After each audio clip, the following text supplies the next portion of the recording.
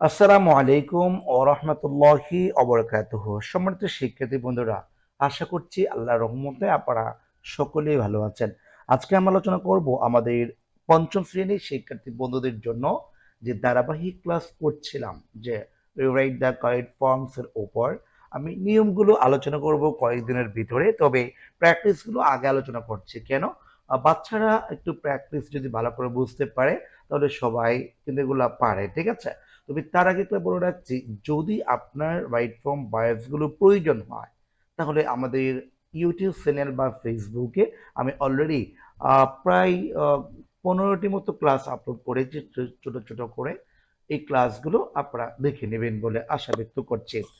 তাহলে আমরা আজকের ক্লাসে চলে যাচ্ছি। যে আজকের ক্লাসে প্রথমত আমরা দেখতে পাচ্ছি যে এখানে এক নম্বর একটা বাক্য দিয়ে আছে, ব্রিটিশ ফ্যামিলি, ঠিক আছে? এই যে ব্রিটিশ ফ্যামিলি বলেছে, এখানে বলেছে ক্যাট নট। আমি জানি কি একটা জিনিস মনে রাখবেন, সেটা হচ্ছে সাবজেক্টের পর, ঠিক আছে?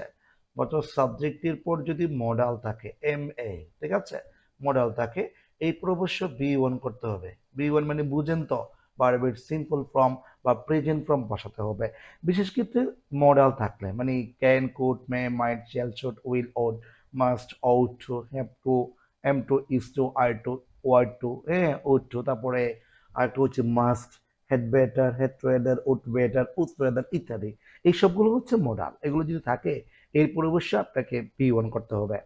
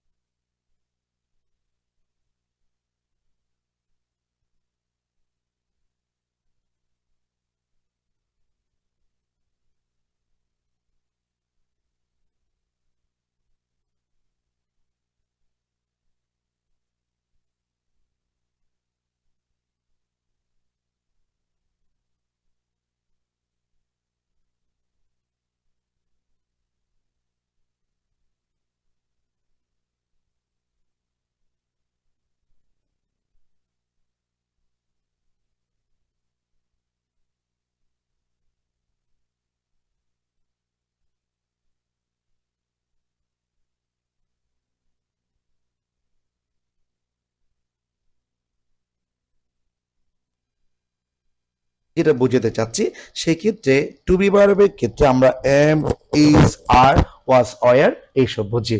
তো আমরা এখন এখানে যদি দুইটা নাউন যোগ করা আছে, সেই ক্ষেত্রে আমরা কি করব, যে এখানে আমরা আর বসাবো, আর, ঠিক আছে, আর বসাবো। কেন আর বসাবো?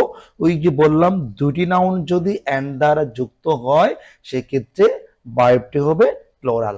তাহলে আমরা বিষয়টি বুঝতে পারলাম।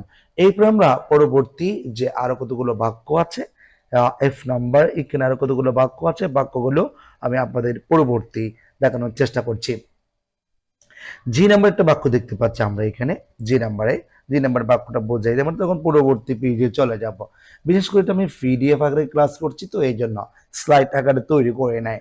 এখানে দেখতে পাচ্ছি আমরা লাস্ট ইয়ার, ঠিক আছে। আমরা জানি কি ইংরেজিতে রাইট ফ্রম ভার্বের কতগুলো ওয়ার্ড আছে, ago, last month, last year, last week, change. হ্যাঁ, এই ওয়ার্ডগুলো যদি সচরাচর কখনো কোনো একটা বাক্যের মধ্যে খুঁজে পান, সেক্ষেত্রে সেটাকে অবশ্যই পাস্ট টেন্সে নিয়ে যেতে হবে। তাহলে যেহেতু লাস্ট ইয়ার আছে, এটা পাস্ট টেন্সে যাবে। এরপর এখানে কি আছে, সি আছে। আর এখানে যেহেতু টু বি ব্যবহার করতে বলছে, যেহেতু সি আছে তারপর তো সিঙ্গুলার, সেই ক্ষেত্রে পাস্ট টেন্স আমরা শুধুমাত্র একটি শব্দ বসাতে পারবো, সেটা হচ্ছে ওয়াস। তাহলে আমরা বিষয়টি বুঝতে পারলাম। এরপর আমরা পরবর্তী আরো কিছু বাক্য আছে, এই বাক্যগুলো আপনাদের দেখানোর চেষ্টা করছি। আচ্ছা, এখানে আরেকটা বাক্য দেখতে পাচ্ছি আমরা, এইচ নাম্বারে, অর্থাৎ জি নাম্বারটা আমরা সম্পূর্ণ করেছি।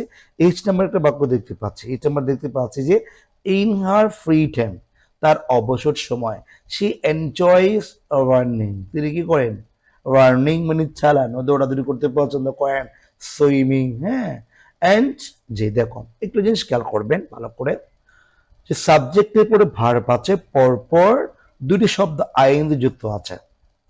এন যুক্ত আরেকটি যদি ভার্ব বসাতে হয়, আপনাকে সেটাকেও আইএনজি করতে হবে, ঠিক আছে। কোনো কথা ছাড়া আইএনজি যোগ করে দিবেন।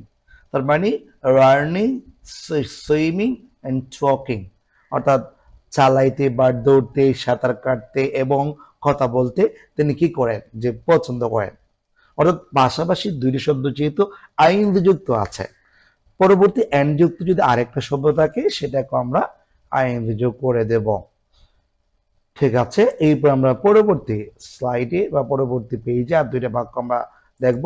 প্রত্যেকটি ক্লাসে 10টা করে বাক্য যোগ করেছি আমি, পরবর্তী সম্পূর্ণ বই থেকে আপনাদের স্বার্থে বা আপনাদের লাভের জন্য আরো কিছু বাক্য আমরা যোগ করব। আচ্ছা, এরপর আমরা পরবর্তী আরেকটা বাক্য দেখতে পাচ্ছি, আই নাম্বার বাক্যটা এখানে দেখতে পাচ্ছি সি আছে, আর এখানে এটা কি বলেছে, কমপ্লিট বলেছে, ঠিক আছে। কমপ্লিট দেখতে পাচ্ছি আমরা। আর এখানে দেখতে পাচ্ছি আমরা 21শে জানুয়ারি 2023। 21শে জানুয়ারি 2023 তো আর এখন নাই, সেটা অতীত হয়ে গেছে। যেহেতু অতীত নির্দেশক শব্দ খুঁজে পাচ্ছি, আমরা এখান থেকে যেটা কমপ্লিট দিয়েছে সেটাকে আমরা কমপ্লিটেড করে ফেলবো, অর্থাৎ এই যে কমপ্লিটেড করে ফেলবো। কেন করব, ও যে বললাম এটা থাকার কারণে ফার্স্ট টেন্সে চলে যাবে, first tense, first indefinite tense. তো সেই ক্ষেত্রে আমরা জানি কি ফার্স্ট ইনডিফিনিট টেন্সের যে স্ট্রাকচার, সেটা হচ্ছে সাবজেক্টের পর বি2 প্লাস অবজেক্ট হবে, তার মানে বি2 করতে হবে। আমি বি2 করলাম। এরপরে দেখতে পাচ্ছি আই হ্যাভ আছে।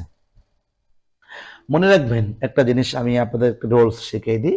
রোলসটা হচ্ছে, যদি কখনো কোনো সময় সাবজেক্টের পর আপনি যদি কি পান, হ্যাভ পান, ঠিক আছে, অথবা হ্যাড, অথবা হ্যাজ, এরপরে কি আছে, অথবা হেভি, ঠিক আছে, হেভি, আরেকটা হচ্ছে আপনার টু বি ইত্যাদি থাকে, এরপরে কিন্তু ভিতরে হবে। অর্থাৎ এই শব্দের পরে যদি আপনি কখনো কোনো একটা ভার্ব বসান, সেই ক্ষেত্রে আপনাকে সেটাকে অবশ্যই ভিতরে করতে হবে। তার মানে আমরা এখানে দেখতে পাচ্ছি, এখানে যে শব্দ আছে, এখানে হ্যাভ আছে, ঠিক আছে। ওই হ্যাভ থাকার পর যে রিড আছে, ওই রিডটাই বসবে। কেন, আমরা জানি কি এখানে আর রিড এটা বি1, বি2, বি3 তিনটা ইউজ করা যায়। সেই ক্ষেত্রে আমরা এখানে যদি রিড বসাই দিই, আমার বাক্যটি হয়ে যাচ্ছে। আচ্ছা, তাহলে আমরা আজকের ক্লাসে 10টি বাক্য সম্পন্ন করলাম। পরবর্তী ক্লাসটি নিয়ে খুব শীঘ্র আপনাদের সামনে হাজির হচ্ছে ইনশাআল্লাহ। সেই পর্যন্ত সবাই ভালো থাকবেন, সুস্থ থাকবেন। আসসালামু আলাইকুম ওয়া রাহমাতুল্লাহ।